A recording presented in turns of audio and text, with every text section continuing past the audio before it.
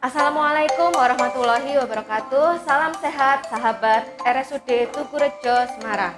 Saya Dr. Gilang Skarfitri, spesialis mata.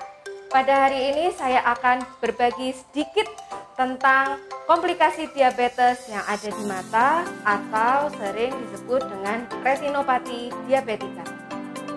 Diabetes mellitus atau diabetes atau sering kita sebut dengan kencing manis menurut WHO merupakan penyakit metabolis kronis yang ditandai peningkatan kadar gula darah.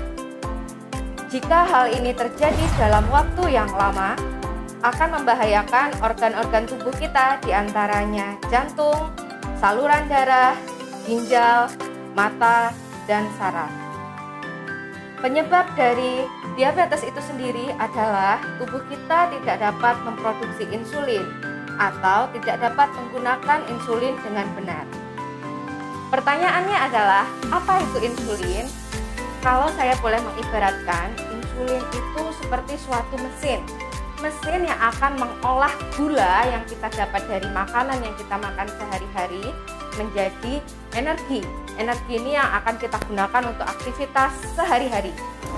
Perubahan pada mata sebagai akibat diabetes ini diantaranya, yang pertama, lensa mata menjadi lebih keruh atau kita sebut dengan katarak yang terjadi lebih awal. Kemudian yang kedua, kerusakan pada saluran darah di retina sehingga retina kita menjadi tidak sehat. Dan yang ketiga, terjadi glaukoma. Ini adalah gambaran mata kita jika kita lihat dari luar. Namun sebenarnya apabila kelopak mata ini kita singkirkan, gambaran mata kita seperti bola, seperti ini, yang pada bagian dalamnya ada yang berwarna orange yang disebut dengan saraf mata atau retina. Gambaran ini merupakan retina atau saraf mata bagian tepi dari mata kita. Retina ini fungsinya untuk menangkap informasi yang berupa gambar yang nantinya akan diteruskan oleh saraf optik. Saraf optik yang berwarna kuning ini menuju ke otak kita sehingga tercipta persepsi melihat. Di samping saraf optik, di dalam retina kita ada yang disebut dengan penglihatan utama atau penglihatan sentral yang disebut dengan makula. Posisinya ada di sebelah sini, sahabat sehat. Komplikasi diabetes pada saraf mata ada dua, yaitu non-proliferatif diabetik retinopati, itu gambar yang paling kiri ya sahabat sehat. Ini ditandai dengan munculnya saluran-saluran darah yang bergelombang atau belendung istilahnya. Dalam bahasa medis disebut dengan aneurisma. Kemudian aneurisma ini bisa terjadi perdarahan dan perdarahannya nanti diserap sendiri sehingga ada sisa-sisa perdarahan berupa lemak-lemak darah yang digambarkan dengan warna-warna kuning ini. Apabila warna-warna kuning ini atau lemak-lemak darah ini ada di dekat makula untuk penglihatan sentral, ini yang menyebabkan penglihatan sahabat sehat menjadi buram. Tahapan selanjutnya yang lebih parah lagi adalah proliferatif diabetik retinopati. Ini ada di gambar yang tengah, yang ditandai dengan tumbuhnya saluran darah baru yang halus sekali dan sifatnya adalah rapuh atau kita sebut dengan neovaskularisasi. Neovaskularisasi ini mudah terjadi perdarahan sehingga menyebabkan pandangan kita menjadi kabur.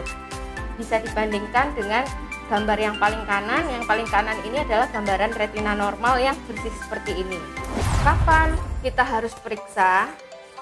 Apabila sahabat sehat mengidap diabetes bawaan atau tipe 1 atau diabetes yang tipe kering, dalam kurun 5 tahun harus segera periksa ke dokter mata untuk mengecek kondisi saraf matanya.